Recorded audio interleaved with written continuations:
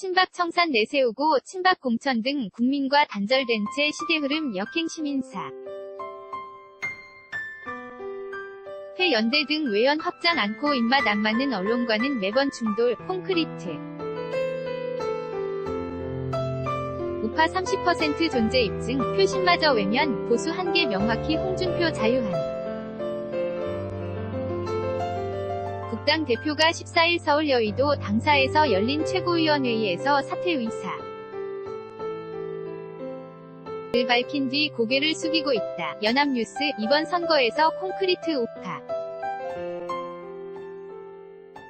가 30% 정도 있다는 게 입증됐다. 더 이상 이들을 실망시켜서는 안 된.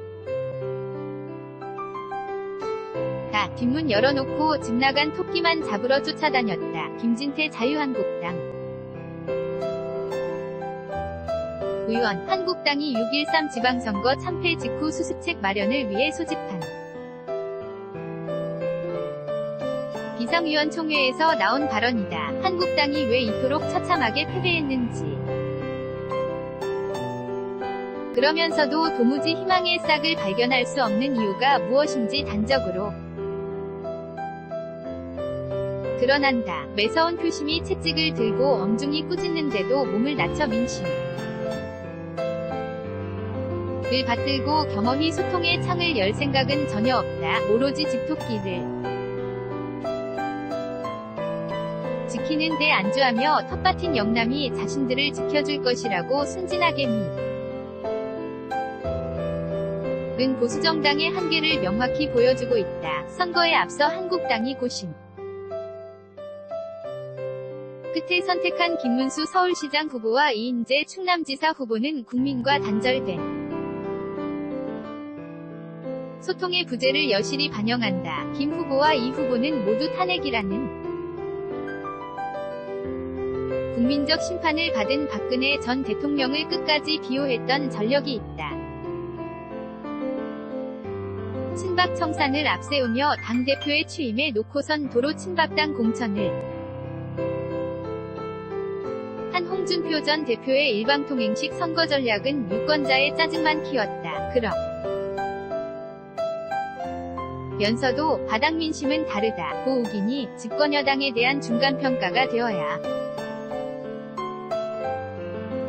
할 지방선거가 야당 심판선거로 흘러버리고 말았다. 김영준 명지대 교수 는 17일 정부 여당은 평화 이슈를 앞세워 새로운 변화를 가져올 것이라는 기대가 컸던 반면 한국당은 시대 흐름에 역행한 탓에 유권자의 관심을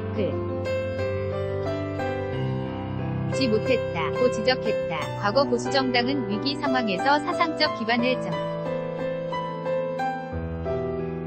비하고 외곽 시민사회와의 연대를 통해 입지를 다지며 세를 넓혔다. 노무현 정부 당시 뉴라이트 운동이 대표적이다. 이명박 정부 들어 낙하산 인사 논란이 없던 건 아니지만 여의도의 구태한 보수 정치에 활력을 불어넣은 것도 사실이다. 하지만 한국당은 정반대의 길을 걸었다. 스스로 문을 걸어 닫으면서 새로운 보수를 원하는 민심의 요구를 외면했다. 그 결과 보수의 텃밭인 부산, 울산, 경남을 더불어민주당에 내주고 심지어 대구에서도 윤 민주당 시장 후보가 39.7% 득표율로 턱밑까지 쫓아왔다. 보수 계열 단체인 자유주의연대 대표를 지낸 신지호 전 한나라당 의원은 이번 홍준표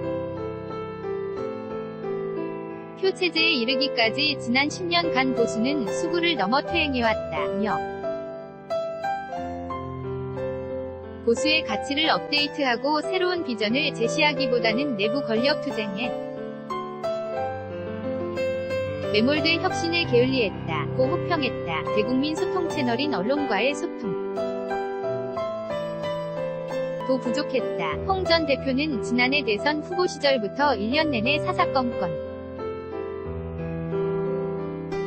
언론과 대립하며 불협화음이 끊이지 않았다. 입맛에 맞지 않은 특정 방송 스파이 간판 뉴스를 싹 없애버리겠다는 선전포고성 발언은 물론이고 당대표 취임 이후에는 특정 언론사의 당사 출입을 일방적으로 금지했다. 최창렬 용인대 교수는 민심을 전달하고 반영하는 기본 창구가 언론인데 자신들에 대한 반성 없이 애꿎은 언론을 비판하는 것 자체가 잘못된 인식이라고 지적했다. 엎친 데 덮친 격으로 당 내부의 불통마저 심화되고 개인적이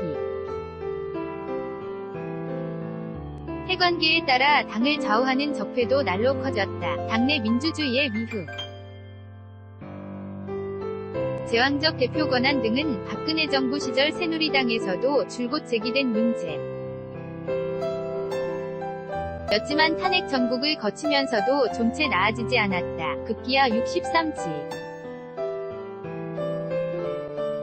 방선거 막판 후보들이 홍 전 대표가 나서는 지원 유세를 일제히 거부한 사건 은 보수정당 내부의 소통에 문제점이 이미 임계점을 넘어섰다는 신호였다. 김정현 기자 VIRTU@hankookielbo.com